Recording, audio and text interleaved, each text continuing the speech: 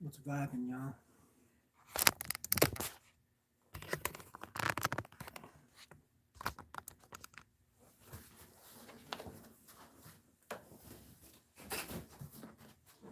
This is all part of the show.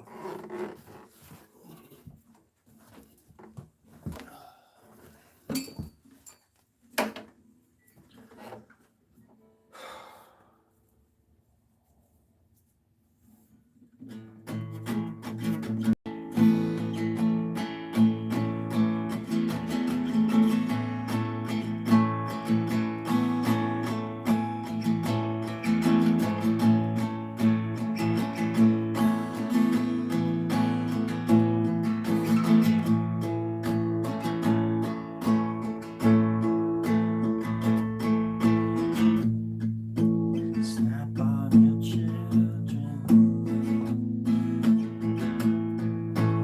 Snap on your children.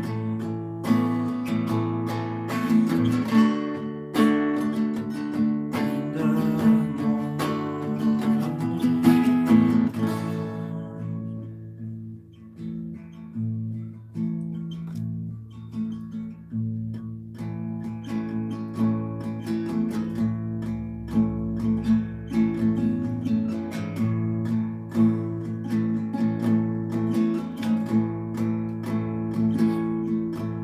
we are sitting ducks. We are sitting ducks for you. We are sitting ducks. We are sitting ducks for you.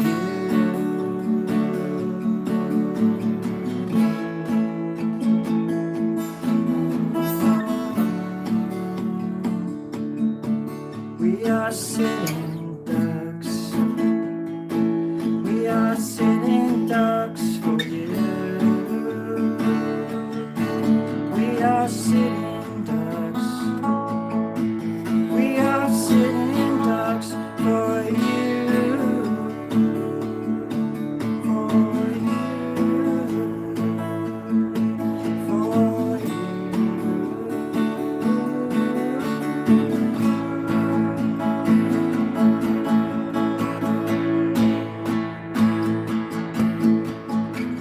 You're not afraid of anything.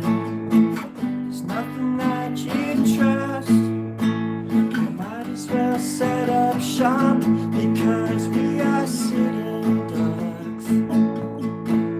We are sitting ducks for you. We are sitting ducks. We are sitting ducks for you.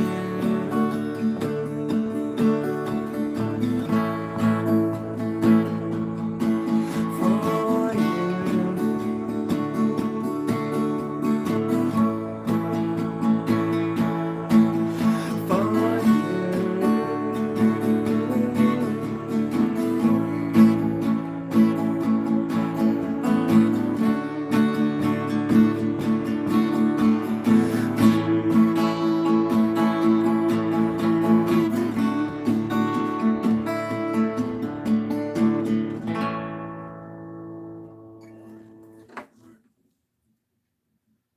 I was sitting in a park one day, and I realized that I had all this stuff going on inside my head.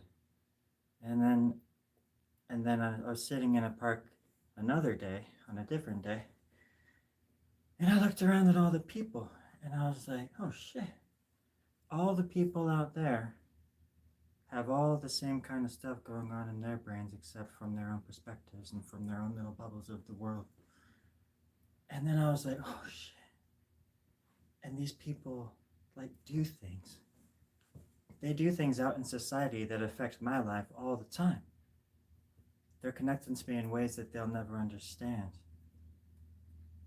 Like a butterfly effect. But you're crazy if you say that you feel connected with perfect strangers. Or that it feels like you're living the same dream, dreaming the same dreams. And you know how crazy dreams can be. So And if you don't, I recommend them. You should try to dream more. You'll find cool stuff.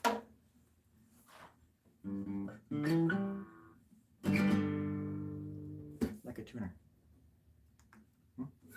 Oh, hello. Hey, everybody. All right. What's up, Milt? What's up, Mason? Hi. What are all of the stickers on my guitar? They're bands from Idaho. A lot of them. And then a few from Portland. This is my buddy. I lived with a lot of them. This is a band from Southern California. Shady Pines Media is in Portland. El Sobrante, Portland. The GOV, Boise. Slam, Portland. This is a sticker my brother gave me. Somebody drew a picture of me. That's what that is. I worked at Gamblin. Plastic Origami is my friend Kevin's band. These are Garbage Pail Kids. And then Geometrosexual. That's my friend I also lived with in Portland. It's an accumulation of 10 years of living in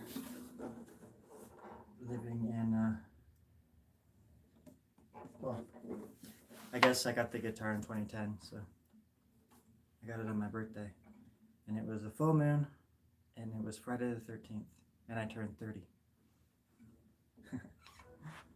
That was 2010. But yeah. And then I bought it, and then we went and Kevin, who is Plastic Origami, he and I went to this music store and guitar shop in Portland on the way to his house to record like 9 of my songs or something in his basement studio. So I went and bought this, and then within a few hours I was recording with it.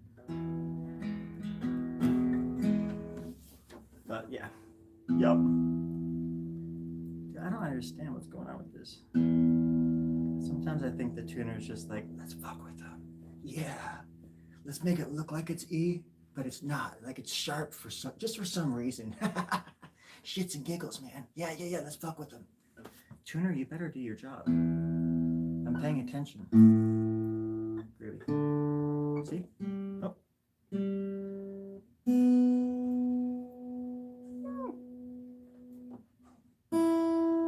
Oh. I think my cat wants out.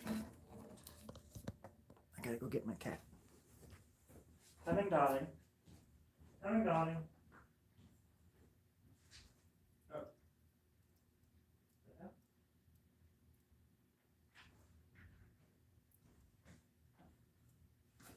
I guess I'm just hearing stuff. And that makes it a little bit more gratifying. You know? Back when I was a young cucumber like y'all, I drew this last night. I was thinking about doing a little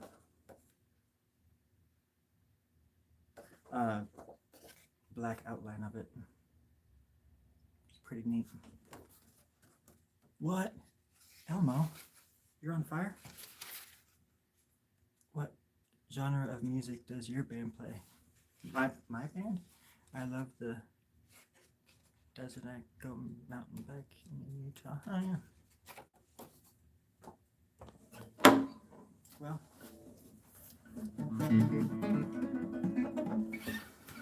it's my genre. Like if you go to my Bandcamp, for example, a lot of it's recorded by myself, but I recorded with bands. I think 3 different incarnations of the Story Grub project in Idaho. So I moved there in May 2010, left in October 2020. So like just a little over 10 years I lived there, pretty much solid, just right in Boise. Never really did much, just lived and worked, but I focused on music. And I recorded as much as I possibly could while I could, until my computer caught fire. And I like my home studio went bye-bye. Plus, you can only do so much in your bedroom without like driving people insane. So it's like I couldn't record in other places or spaces like I used to. But that was the point. when I had the room, and my ex girlfriend and I, we lived in this house where I had like a base. There was a basement, and I had a room down there, and it was like my art studio and my music making room. But I kind of knew like one day I would think about it and be like, oh man, I should have recorded more. But now I can look back and I can think, holy shit, I recorded a lot of stuff. But I was very, very ambitious. I'm getting more realistic these days. In my 30s, I was like, okay, yeah, something could happen here. But whether it was myself sabotaging it or mostly me sabotaging everything, but me just not being able to communicate with people because I'm just so driven, focused on the, the the light at the end of the tunnel, the prize at the bottom of the box. I never stopped to smell the frickin' flowers, and that's the one thing I do regret is just missing out on people that I love and that I loved. It's a lot of people will say, that they wish that they could like draw like I do or whatever. Even one of the art gods came down the other day off the mountain, and he said with this big bushly beard, he said, "God damn, Story Grub, I wish I could draw like you." And I said, "Please don't blaspheme around me, you son of a bitch." And he said, "Don't call my mom a bitch, you little shit." And I said, "Fair enough, fair enough." And then we like took a nap in the Garden of Hell, Eden, and the rest is history. But art history. Yeah, no. When you're young, it's easy to not see life as it's happening. And it's important to, every once in a while, take stock and challenge yourself even. Remind yourself what it feels like to be human. Your version. Because everybody has their version of what a human is, which is cool as hell. But we're all still part of the same plan. We're all stuck here together. And when I say stuck, I mean it. We're like flies on flat paper. And we just gotta figure it out or not. And that's why history keeps repeating itself, because we haven't learned in all of these many eons of time and space. We finally arrived to this, maybe our last chance redemption, and we squander it with sex, drugs, and arcade games. Some violence here, some Pabst Blue Ribbon and some yoga over there, puppet show over there, Garbage Pail Kids over there, Growing Pains on the TV. I'm watching that shit. You know how it is. Growing Pains, Mr. Belvedere. It's not every day you get to be in the Bells' attention. Like watching the Bells. We used to call them the Bells. My brother said the deer, and I said, no, it's not the deer. Don't call him the deer. He wouldn't like that. The Bells is the best, We even have the shirts. The Bells is the best. For Belvedere. That's beside the point. Absolutely 1000%.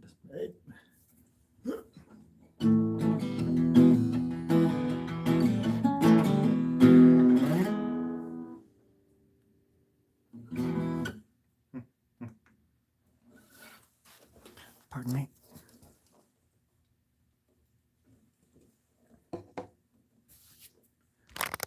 Okay, let's see. There we go. Perfect.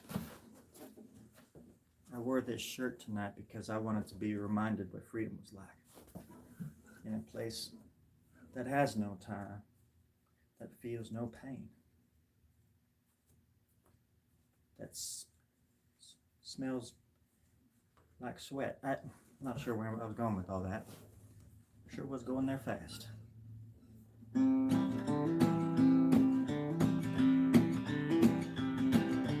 don't know where I'm going, but I'm going there fast.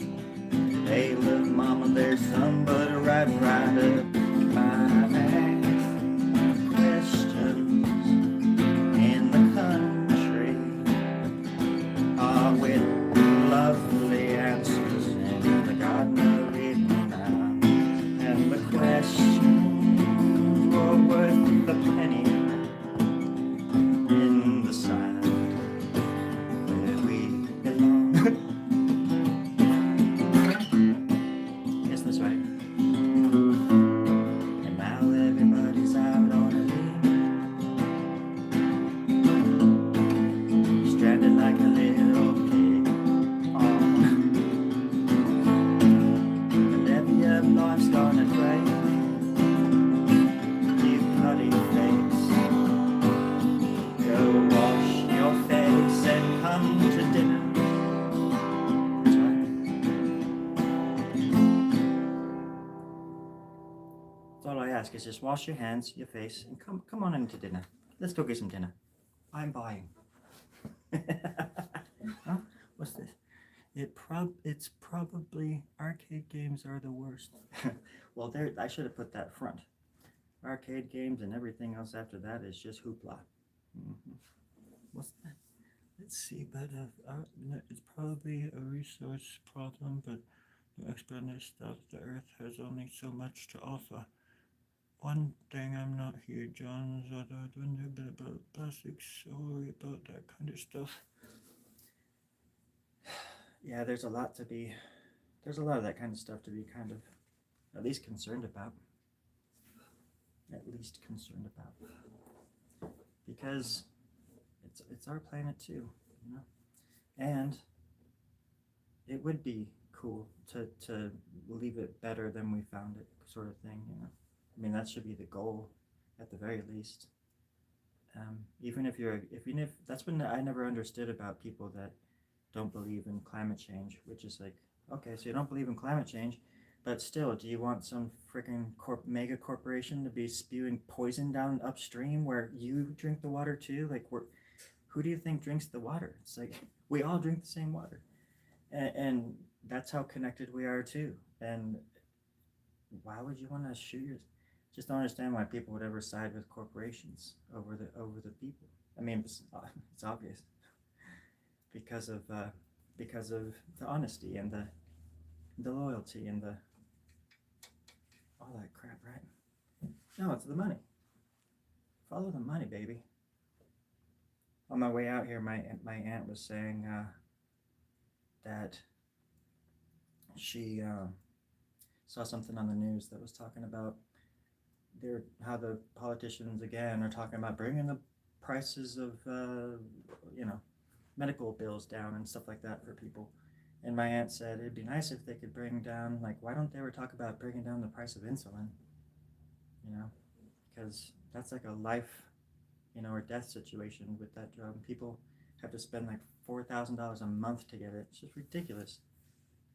Like I said before, that's right there for me. That's the string that you pull, and it all starts unraveling from there once you realize how everything works against us. But then they just tell you that it's the people across the street that look different than you, or the people that go to the same restaurants and shop at the same grocery stores. Those are your enemies. It's just freaking bonkers. It's kind of funny. It's like tragically ironic and dim-witted.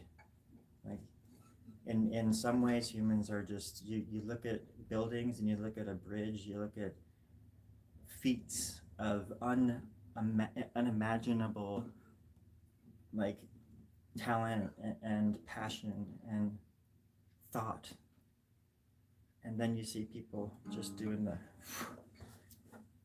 taking people's insulin away and charging them $5,000 a month, or you die. Meanwhile, across an invisible line in the sand, it's $5 a month or something over in Canada. Hell, even if it's $50 at that point, I think insulin should be free. But I didn't come here to preach. I came here to play guitar. See, I've been working on this one.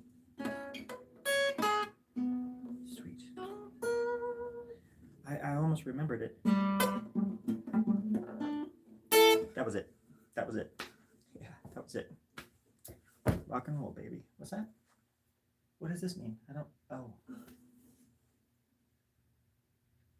No, it's okay. I'm sorry.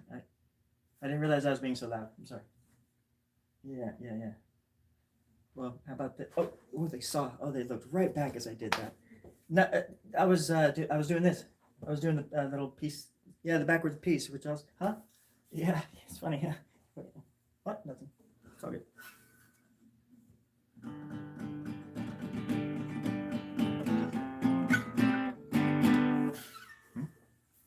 Rock and roll ain't noise pollution. Rock and roll will never die.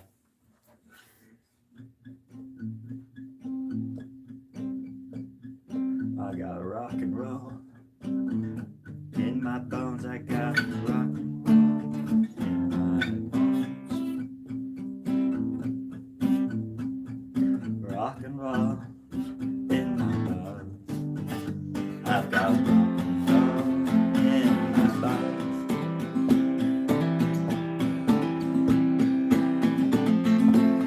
I'll never die because I'm rock and roll bone. Wait, boner shit. I kind of lost it there for a second. I got kind of carried away. Oh, shit. And I'll never die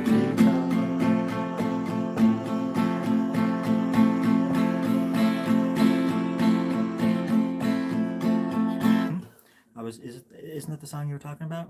The rock and roll ain't would never die. Tell the director to piss John. Rock and roll's in the blood. I love that song. I can't believe you remember that. That's off my 14th album from 1986. I released 14 albums that year. Nobody ever recalls that song. Huh. I never get the opportunity to use the word recall. Thank you for that. I really do appreciate it. Verse 3, I got rock and roll in my soul. Oh my God. I got rock and roll in my soul.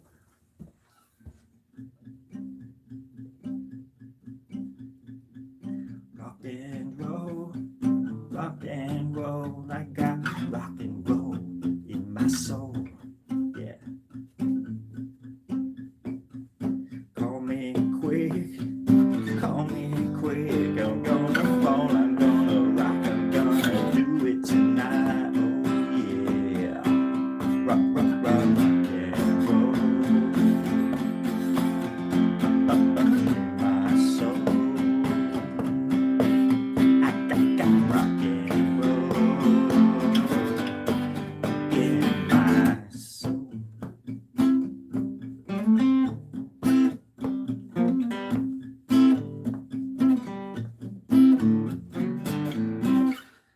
Man, it's been a long. I can't believe I remember the lyrics. Yeah, I wrote that song when I was 28 back in 1937. That was a long time ago. But it reminds me of better times. It reminds me of better times. It was a lucky guess, but congratulations on so many albums. Well, that was just from 1986. Every year I try to break the record. I swear if I could record an album now, if I could do like I used to have decent programs, decent enough to where, you could record some cool stuff at home. And I had a lot of fun with recording. I got kind of fascinated by it and intrigued. But anyways, yeah. Now it's been so long since I've recorded that I bet so many freaking songs would come pouring out of me. That's how it kind of happens. It's like some sort of like little jump start, a little spark that ignites the flame, which I think has always been pretty cool to kind of witness. Because sometimes, lately I've just been a little bit, I don't know, whatever. It doesn't matter.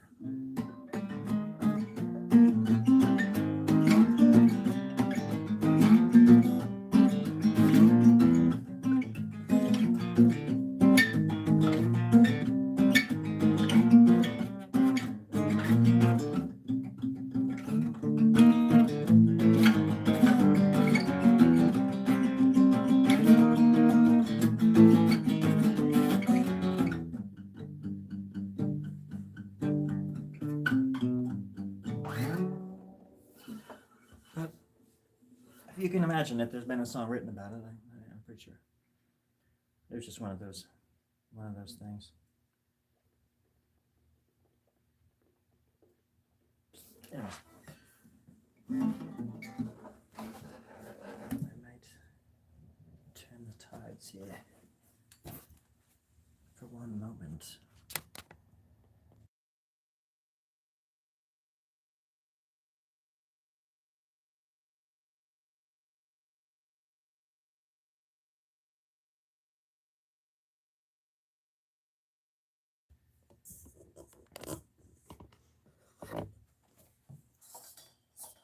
Who are you? How did you get here? Who are you?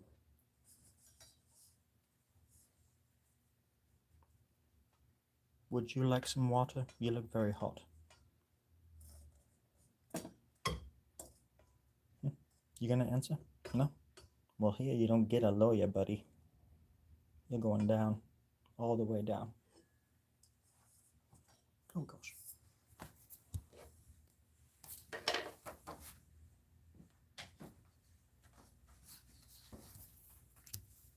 Damn it. My dog and my cat? Probably a little bit of both, but who's asking the questions now? Who's asking the questions? There we go, perfect. We've got ourselves a Slumdog Chim Cham. And it's coming down to the Yim Yams right now, I'll tell you that much. I don't think this is going to work. But on the off chance that it does, let me just say, that's what I thought right now. Hello, your mom. Anyone know who he's talking to? Grub, who are you talking to? I'm replying to the comments. I'm also on Chitterbox, boombangbing.com. I'm also live on Istanbul, from Istanbul. And I'm also on the Luck of the Irish in somewhere in Ireland, I think. And then I'm also in Canada, on some crazy platform called boobyyoutubes.com. So I'm live on all. I'm talking to the world. I'm talking to the world. That's who I'm talking to. You should know that. I'm talking to you too. I am good, your mom. I am good. Top left come I see are Astro. Wait, huh? What the devil? Astro Boy in that drawing. Celtic. I got the Celtic hairs. Did you know that? I'm on non-existent. Whatever. Whatever.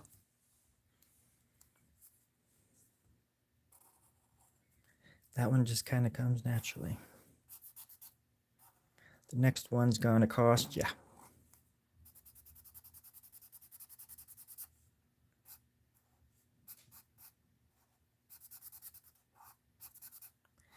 And then we could turn this into some kind of decal. Milk. I'm on, it's Betty Boop. Astro Boop. That would be a good name for a band. Astro Boop.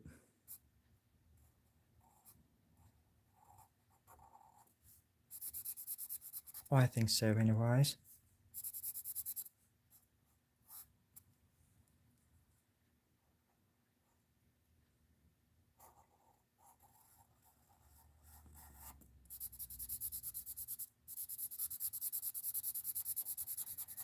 All you've got to do is hold your breath and let your breath out slowly. Whenever you want. For some reason, and for the longest time I must have been doing this, and not realizing it. But I hold my breath when I'm drawing a lot. I hold my breath. And it sort of explains a lot, because it does mean that a lot of oxygen probably wasn't getting to my brain, and that's why I am the way that I am, and all that mumbo jumbo, which I'm absolutely 100% open to.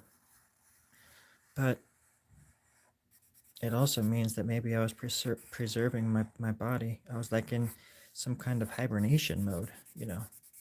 I'm preparing for the great flood that's going to be coming our way soon enough, anyways. There's bound to be one every 10 or 20 years, we're crying out loud. And they're only going to get worse. That's all I'm trying to say is be prepared, hold your breath. But sometimes you just want to let it out. And that's when it all comes out. So you've got to be careful. You've got to be careful. Maybe you need a little fan.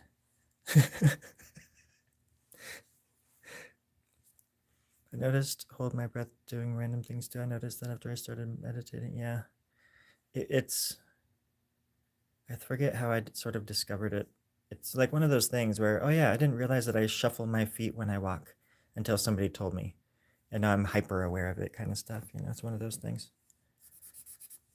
Well, not just one of those things, I mean, but in the same sort of way that it's like that. These little habits. I do some weird things. Sometimes I catch myself doing it and I said, who taught you that? Who, what? Where'd you learn that?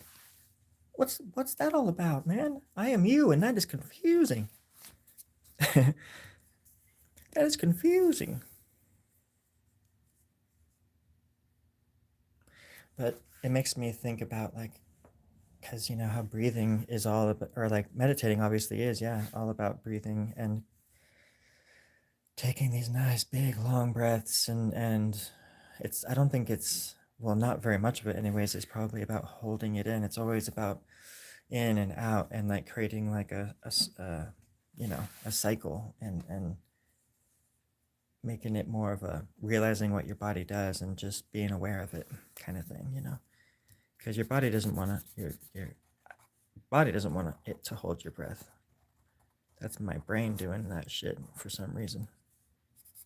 But I think it's just so I can be still when I'm drawing. It's like I must have learned it when I was a child, because I just don't move when I'm drawing. My whole body just freezes and my hand goes crazy, you know. I guess everybody probably understands that.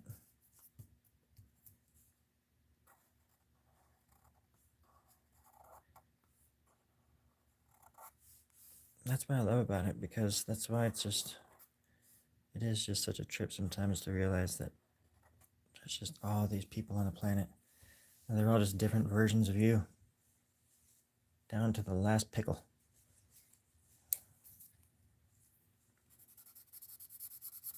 And once you look at the world like that, and you're able to just like look at somebody and just know who they are, just watch them for a minute, how they live, and they're just, see, you do a lot of that with customer service. You run into different looking people all day long, but it's like the same person, just different shades of the same person. Yeah, not everybody, obviously. Some people come in and they're on your level, and you kind of look at each other all weird for a second or two, and then I say something like, "Oh, hi, how you doing? Welcome in." And they're like, "Yeah, yeah, it's good to be in." And I say, "Well, it's good for you to be here. What do you need? What do you want?" "I want your soul." "Well, you can't have it. It is Thursday, my friend. Happy hours tomorrow." You son of a bitch. "Why do you look like me?" "Why are you me, you stupid ass?" "Get off my block." "Okay. Give me an axe." "What?" "Yeah, so I can cut off your head. Our head." What the? Okay, let's just chill out here for a second.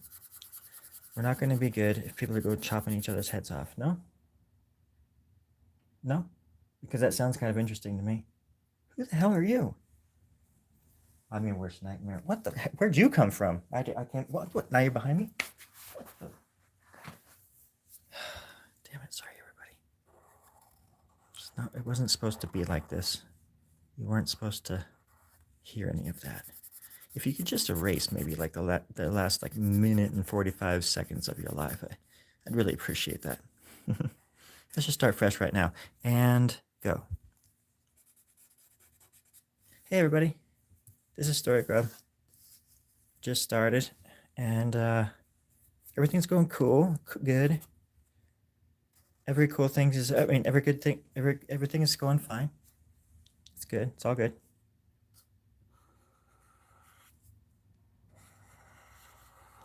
I'm making a postcard. Don't know why. I decided to give a background to this doodle. Or at least give it a try.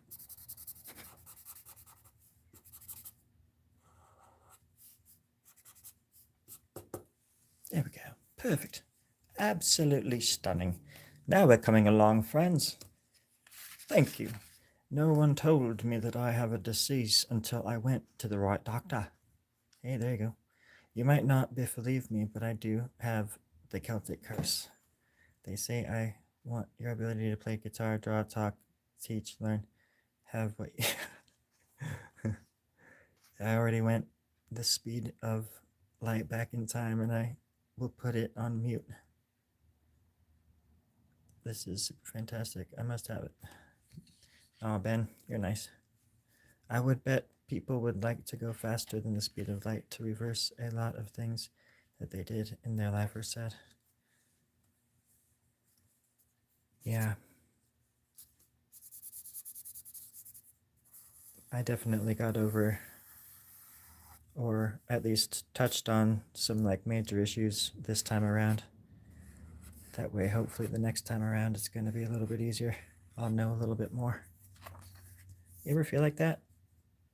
Like sometimes I think back to when I was like really young, like 3 or 4, and I knew things about the world that other people seem to have forgotten.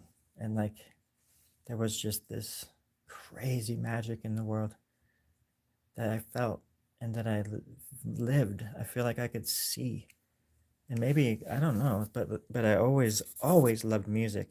I can think back to when I was 2 years old listening to certain albums my mom and dad played around the house. Eurythmics and Beatles, Magical Mystery Tour. Magical Mystery Tour tripped my frickin' brain when I was a child. My dad used to listen to it in this, like, on 8-tracks and stuff in these big old trucks, and we're going out into the wilderness, listening out in the middle of nowhere, camping 100 miles from the city, and my dad's busting Magical Mystery Tour out. It's funny. But I always understood rhythm. Like I didn't ever have to even like think about that shit. It was just always there, like rhythm and understanding what music was and that it was entertaining and that I remember the first songs I ever wrote. I was probably in like the 3rd or 4th grade. I was starting to write my own before I could ever play instruments. I tried playing instruments, I just sucked.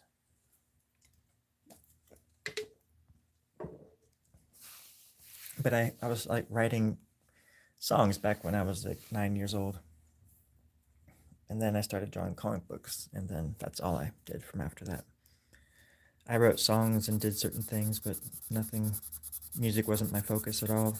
It was all about the comic books. Comic books. I went past the speed of light and came back to experience Adams talking to me. I did very well in my young years because both of my siblings were older. They had all the rock records at the time. All I had to do was indulge.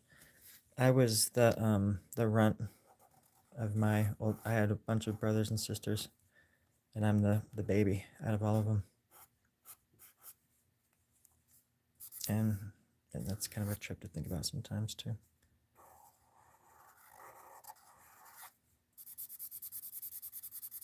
But yeah, we were like the freaking Goonies. We were the Goonies and we were the Frog Brothers wrapped up in one.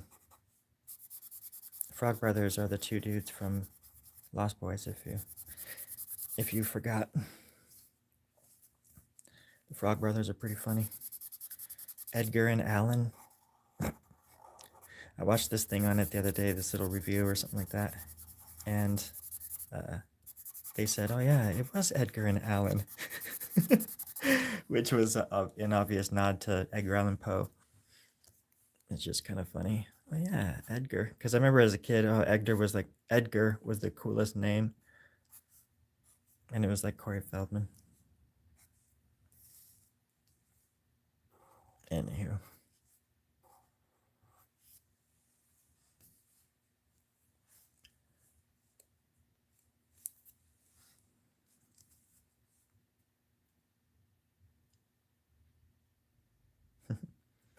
And to this day, man, that song, that theme song that plays throughout it is still pretty chilling.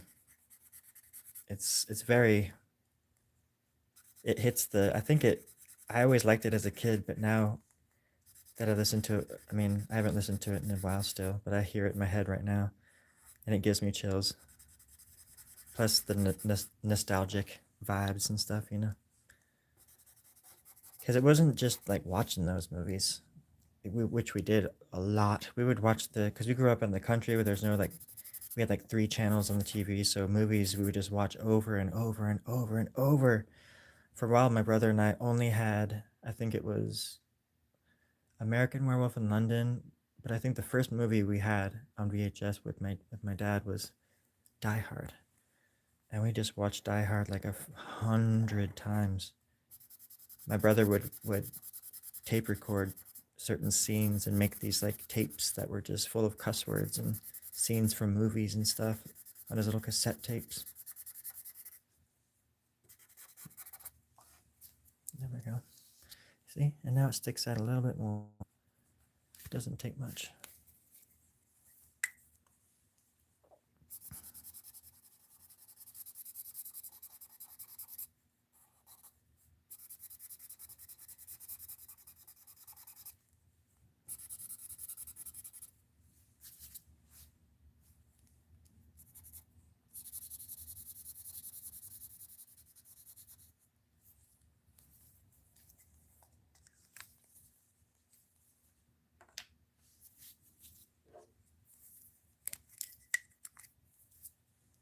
So then I guess I could do Story Grub.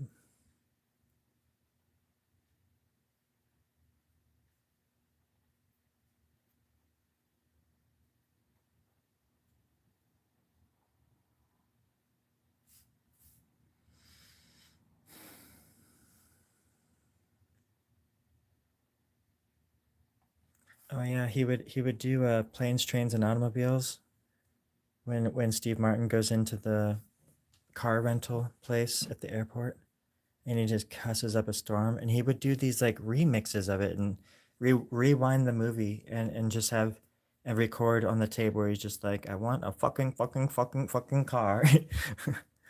It's pretty crazy, and just he just did it by ear, you know.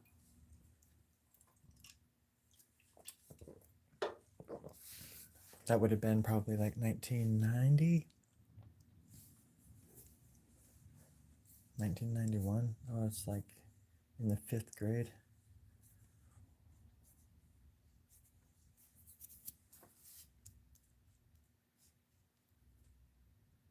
I was 15 in 1995. And it was just, I was this like quintessential loner kid from like the movies that came out back then, where I would just bike ride out in the middle of orchards or creeks and under bridges and stuff and smoke cigarettes and write poems and draw stupid pictures and hang out in cemeteries. I rarely had friends actually in my when I was around 15, 16, at least for a while. But it was fun. It was my first time experiencing what it was like to just like be alone and go on these little adventures by yourself. And your bike becomes your vessel, your steed. Hello, Justa.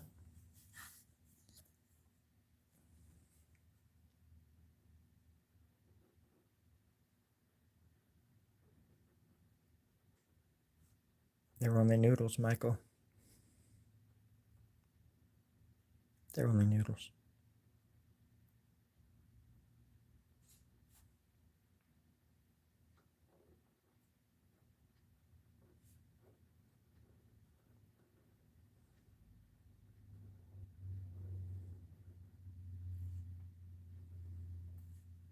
They're only noodles, Michael.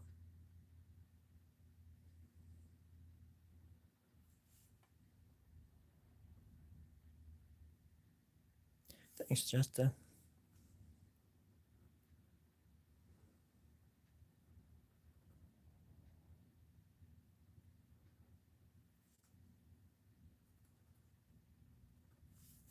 There's something about living on borrowed time that makes your artwork that much more special. You know what I mean? When all I'm trying to do after all this time is create the perfect drawing according to my standards. And I don't think I'll ever get there. But in the meantime, there's going to be some pretty cool drawings.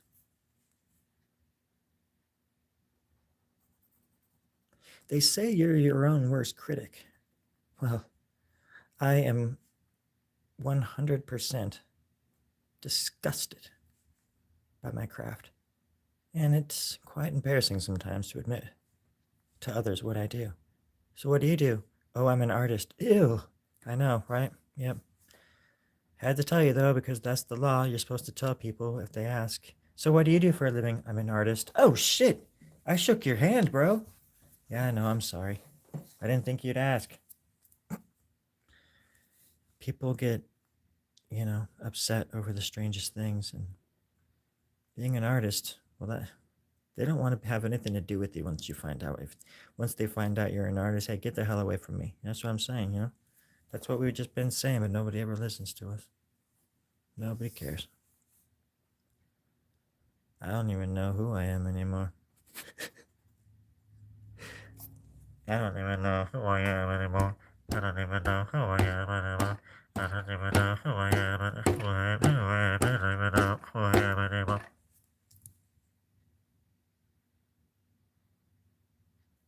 I don't think I ever did. I don't think I ever did. I don't think I ever did. Shit. Sorry. I promised that I wouldn't poop my pants, and I think I just... What? Oh, I broke that promise. I get excited when I'm talking about things like that, and then it just happens.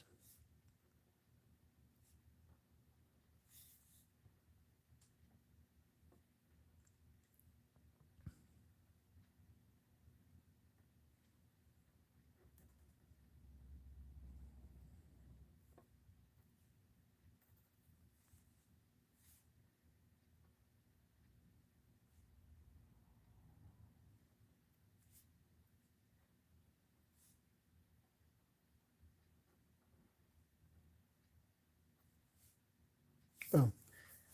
It's all coming together. It is all frickin' coming together.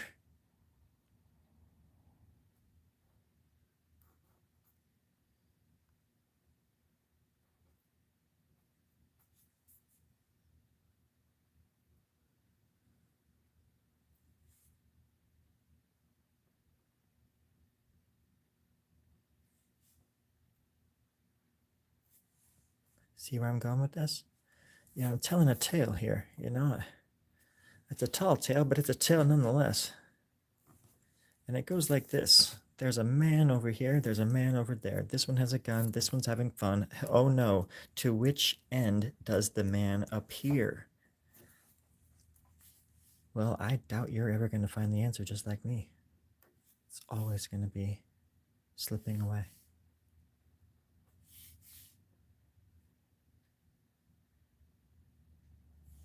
Right? Yeah, my childhood was full of all kinds of interesting things, but I can't see a lot about my... Oh, you mean I can't say a lot about my own creativity?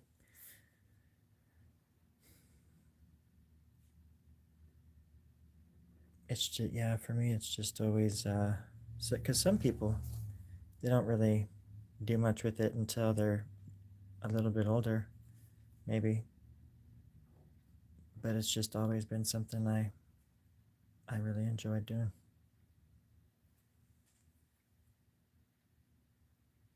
I think pretty early on I realized that I was a little bit better at it than the other kids. And when I was in high school, when I was a sophomore, I was in an art class with this dude, and he paid me like over the course of the year like $20 to draw certain things for him, uh, for art class, like little projects. He'd be like, "Hey, dude, can you draw me something? I'll give you $5." It was pretty funny. So I'd draw wieners and boobies and things like that. Things that the teacher would like. Turned it in for him, and surprise, surprise, little Johnny went away after the things I had to say. I'm just kidding. There we go. Do you see that? Do you see?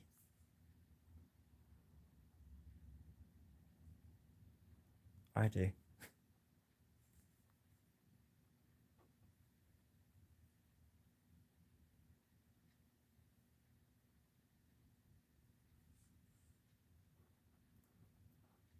Well, that kind of. I'll read your comment. I did dabble in. This is from my my friend Milk. I did dabble in art as a kid, but the pursuit wasn't there, or pursue wasn't there because I didn't think it was a career. I always thought there's no other way to make money but to get your hands dirty. And that's how I was raised. I was raised by hardworking men who, yeah, put me to work as a kid. And so for me, art was a relief and a release from them and their pretty authoritarian, pretty ways of raising me and my brother. My brother and I got the short end of the stick in that family. But uh,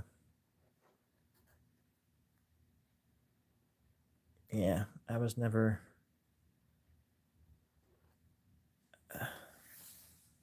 They kind of instilled, even my stepdad sort of did. They instilled like the work ethic in me, where even when I worked in Portland a few years ago, somebody had to tell me just to slow down and stop running and stuff.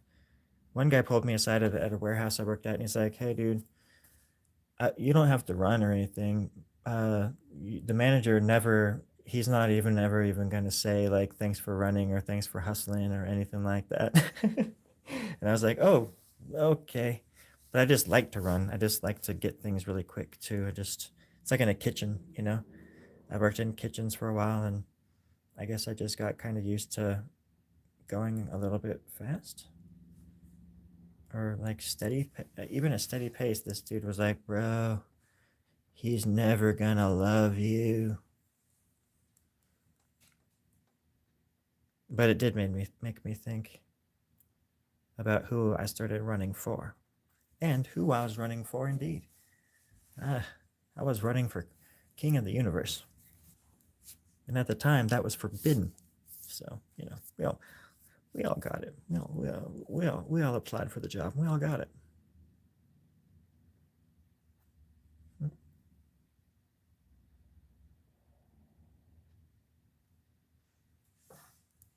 Yeah, I don't mind getting my hands dirty either, but I do have delicate fingers, and they complain a lot. Hey, Luna, how are you doing? It's mostly as far as a career goes, but getting my hands dirty, unfortunately, not art. Well, and two, it's like it's hard to make a living making art, and that's when I was when I had to go out and be on my own. Uh, I realized that right away because, well, for starters, I didn't want to be homeless, so you just had to get a job and find a place to live, figure it out. But at the very least, I had to like work shitty freaking jobs like when I was younger, uh, and figure out like what you know, it's all about pacing yourself and finding that. Well, I guess I always wanted more as well. I could have like settled down and just had a normal everyday job, and I could live by the ocean somewhere and just not do anything for the rest of my life. Have the job, go to the ocean before I go home, and you know, even if it's like a gas station attendant or something like that. That's not. I was a gas station attendant for a long time, for a while in Eureka. But if I didn't make art, or if I didn't have like a drive to show my art or get my art out into the world more, um, basically you have to work menial jobs and dirty jobs in order to fuel your passion too, and feed your family, feed yourself. Can't sit around and wait for it. And it's not like they're giving out money for artists. And if they are, it's really hard because I don't know how to write grants and I don't know how to talk to people. Like, I self-sabotage myself all the freaking time. Um,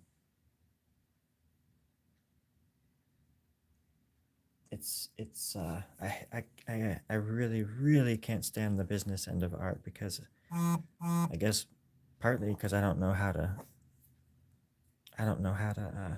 interact with it. I don't like putting money or value to my art. It's more of a ink blot. But crap. Um, and yeah, if I could, I would though. If I could make a living off it too, which is kind of a weird mind f, because if when I go up to Portland, I'm gonna like go to this place and see if I can help them make murals. They do murals around the city and stuff like that. And then next year, hopefully, I'll be able to have a friend help me write a grant, so I can do like apply for like a some kind of art grant or something like that. So if I could make money off my art, I would love that. But it would be so much more rewarding if it was. I don't even know how to explain it. Where you didn't have to sell your soul to you know what I mean? I don't know how to explain it. It's hard to explain.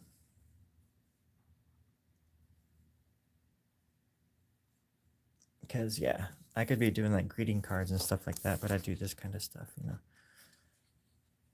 that only a certain amount of people like or understand even. So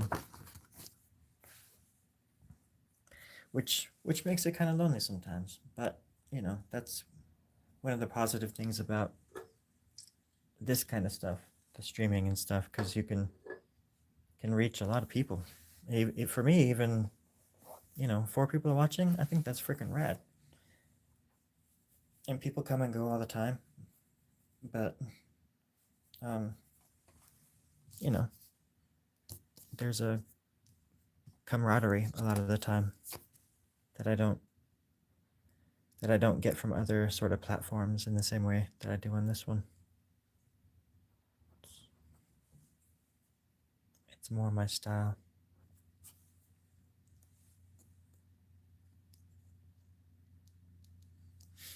Well, that's the thing. I'll never give up. But over the years, my passion is always there too. But I change more than my art. In the sense that why I make it is more clear than ever, and I where if I'm told to do certain things, or told to do like commissions or something, sometimes I have a very hard time because if it's not my idea, then I have a really hard time visualizing it. So it's almost like I have a dyslexic. It has to be spontaneous. It has to just be out of nowhere. I never sketch stuff if I can help it. Uh, if it's this is I'm just talking most of the time, because other times I can do commissions where people say, yeah, I just wanted to sort of have a theme of moths or stars or just this and that. And then yeah, they give me creative freedom and I can do pretty good stuff. But if somebody asks me to do like a tattoo design or oh, dude, can you do a sleeve for me? Just things like that. I've been asked a million times about tattoos, and I've never been able to do it. I don't know how to. My brain doesn't. It hears the word tattoo and it shrivels up like a turtle and goes back into its shell. It's pretty wild. But I can do this all day and just make something up. Uh, yeah, it's just weird because a lot of people can just, oh yeah, you need that done, yeah, no problem, and they can just bust it out like nothing. And for me, it's some sort of writer's block or dyslexic, sort of stubborn part of my psyche that just won't, that can't do it, can't visualize it.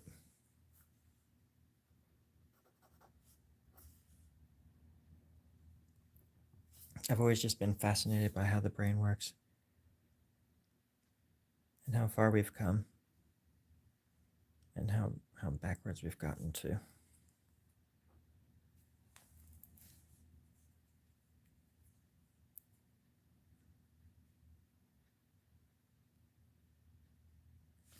Well, I believe in science too, but it's obviously I believe in science. I'm not trying to be snarky.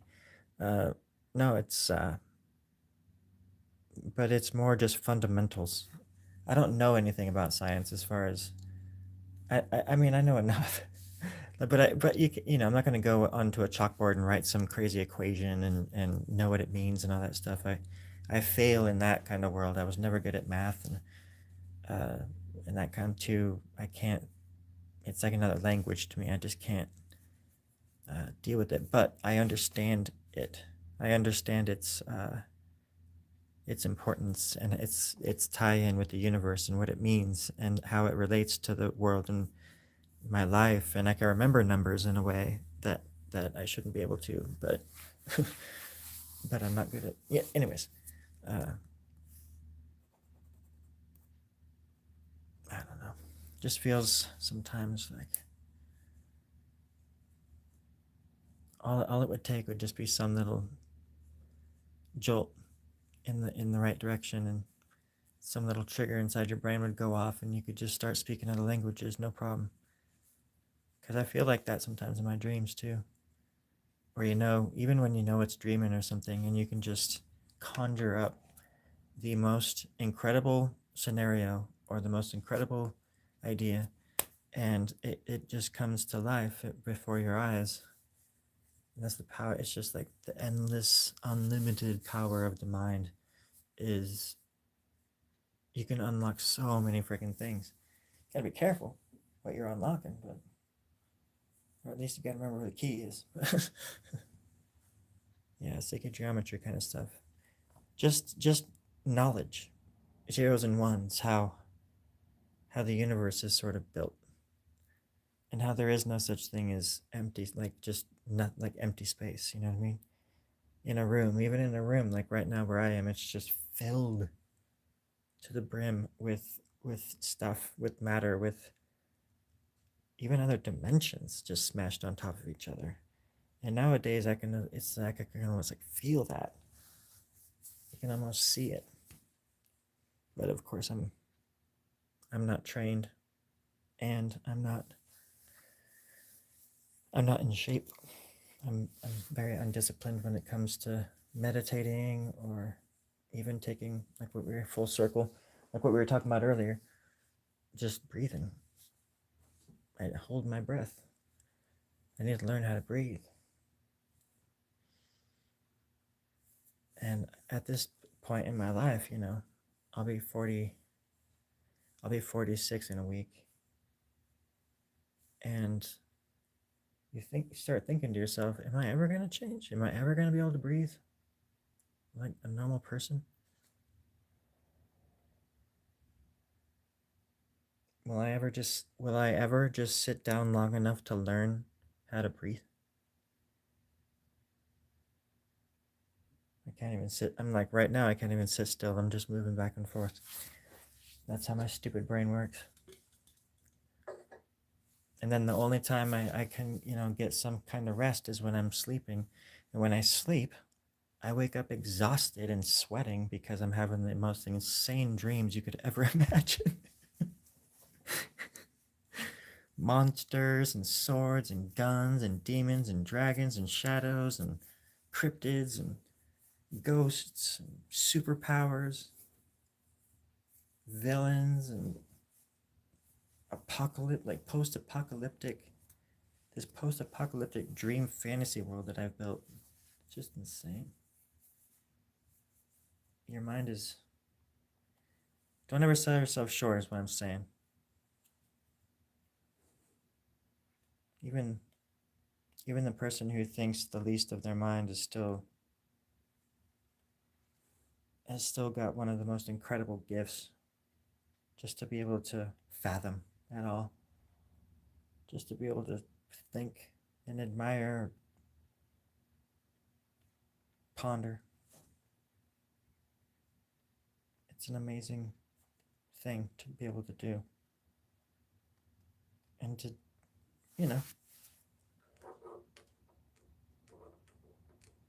know the possibilities and learn who you are and where you are in this universe and how you fit in with it, how it all makes sense to you.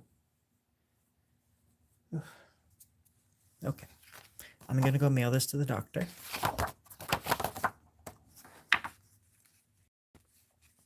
Let's see. That's lucid dreaming, yes. There's nothing, absolutely nothing like doing wheelies on the mountain bike. The wheelies thing is, even if you're, I don't know how often you do that, but the feeling, I remember the first times I ever started riding a skateboard. I started skating it when I was like 21 or 20 years old or something like that. It's weird, like skateboarding, learning how anyways. And it was exhilarating, kind of like the first time you like ever ride a bike, as a kid, where there's this certain feeling that comes over you and you just want to do it again and again and again. There's a certain kind of ritual that your soul knows. There's like these things that we do to feel alive, like for some people it's working out or going on these crazy hikes and stuff like that. For me, it's staying in and working out my life on paper, basically. That's my heaven. That's my little slice of the pie while I'm here, is being able to interpret what I feel and my dreams and whatever else onto paper, or whatever it is, whatever canvas it is. And music too. Anyway, I'm sorry, I'm not trying to sound so pretentious. I'm just kind of tired. It's been a long day. It's been a good day though. It's a good day. I had some fish for dinner. I cooked it, and I made broccoli and roasted potatoes, and I had the fish on the side, and it was really nice. Simple. Nice and simple. So, anywho, I might shove off now. Oh, I want to read some more of the comments. I'm sorry. Thatch said that they like music. The milkman said absolutely listening to music, playing music, making music, writing music. Just a human, that is spectrum me. I wish I knew what I like when I was 4.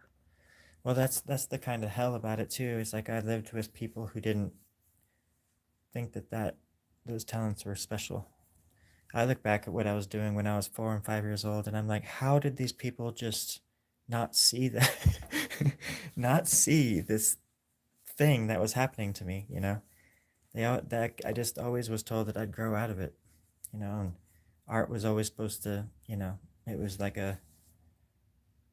almost like a sin, I drew so much, it was just like, stop drawing, just would get punished for making art and having my head in the clouds.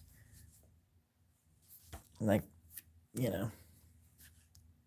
sometimes you have to kind of fight, you know, for the chance just to be that a freaking even like a pretty talented kid, you know.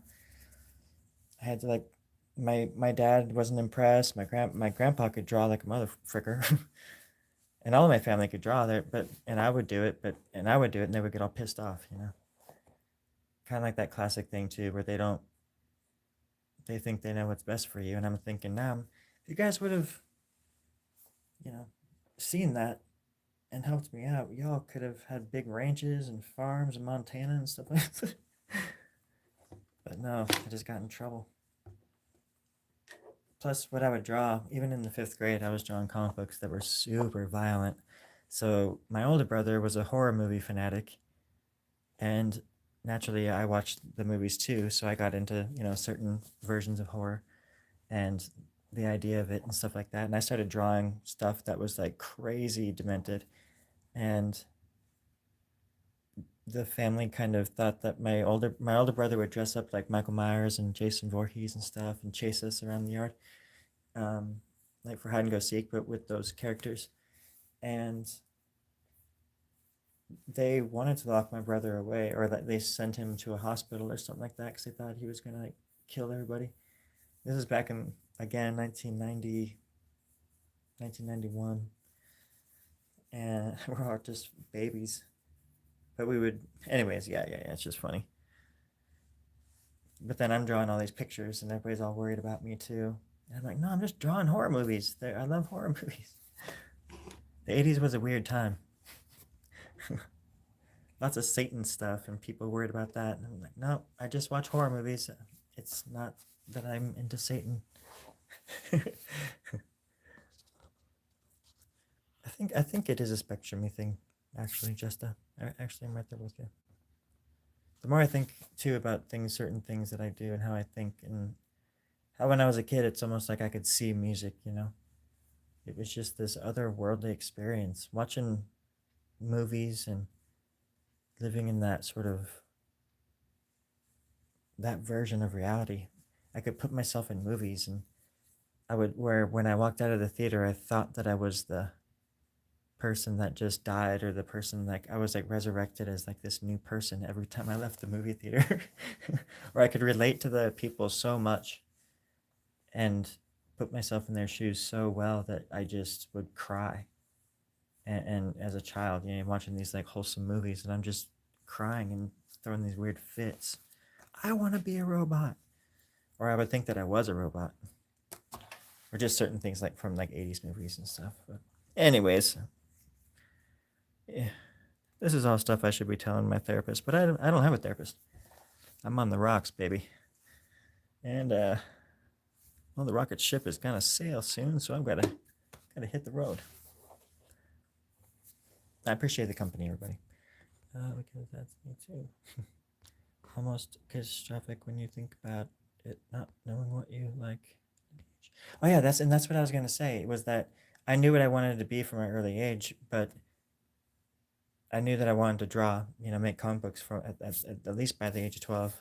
Like I was busting out my own comic books and stuff like that, and sending them to like Marvel comic books. And this is again 1991, maybe 19, yeah, probably 1992. Um, but knowing what I wanted to do and having to go through all of that, like the rest of elementary school and then high school, which was horrible. By the time I was 17, I was on my own, and and it was pathetic. I didn't. Yeah, long story. Long crazy story. I moved around a lot up until I was about 30, actually.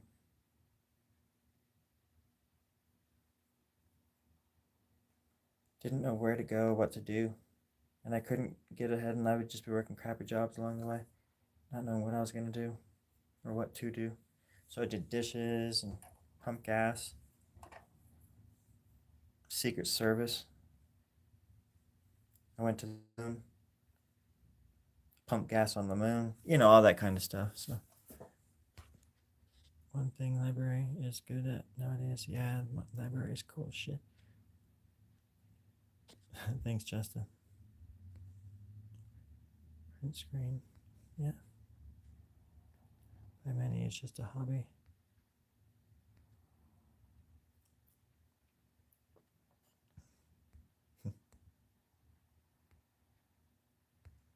I have not seen Trilogy of Terror.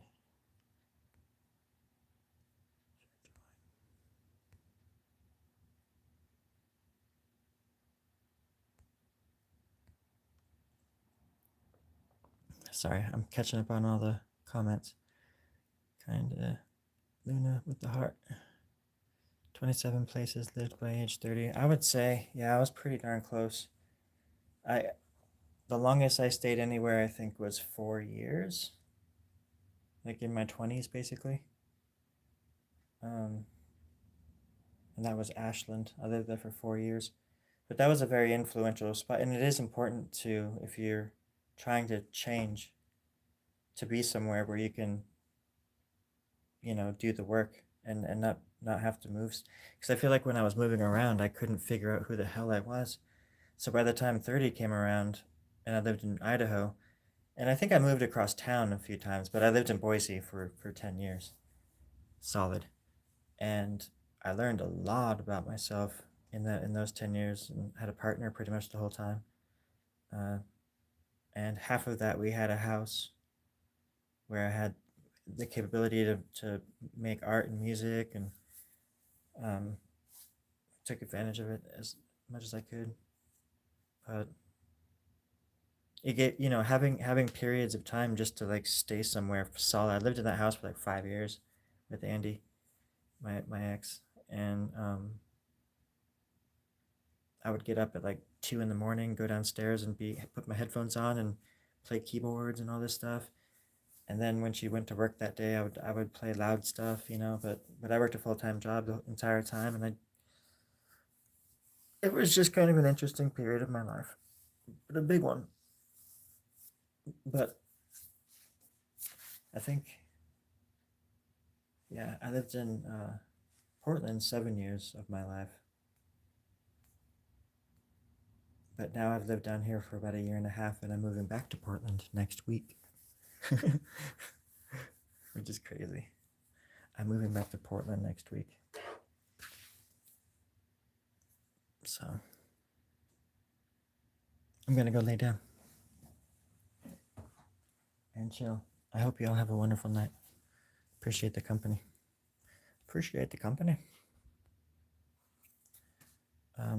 Thanks, Milt. Appreciate the company, dude. And just Lady Luna, thank you so much. Oh my god. I hope you all have good dreams. And I hope your dreams come true. Take care now.